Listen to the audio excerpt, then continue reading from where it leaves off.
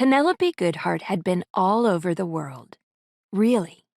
She'd been to Svalbard, Norway, which was about as close to the North Pole as a human could get, and which was absolutely teeming with glaciers, even with all the melting going on.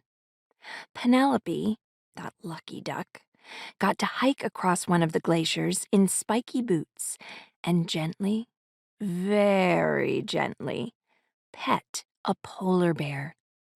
Even though petting wild animals is generally a bad idea, no matter how gentle you are.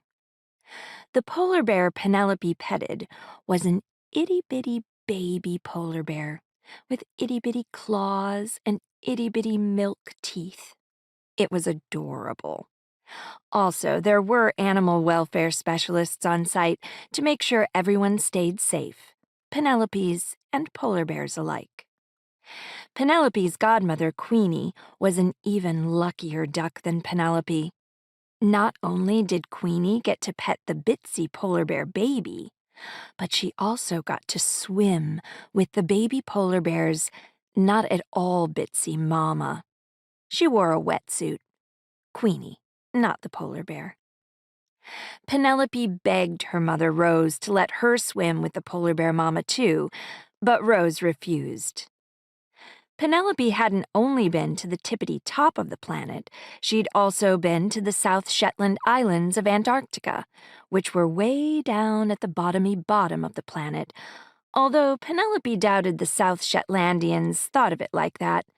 If they did, their ups and downs would get mixed up and they'd think, okay, so am I just dangling off the planet? Clinging to the earth with sticky feet like a daddy longlegs on a leaf that's been flipped upside down? Only that was just silly, and if they thought about it too hard, they'd probably fall off. Bam! Tippity top, bottomy bottom, it all came down to perspective. That's what Penelope thought. Every single thing in life, how you saw it, how you experienced it, what you thought about it at the moment, as well as what you thought about it later on, it all came down to perspective.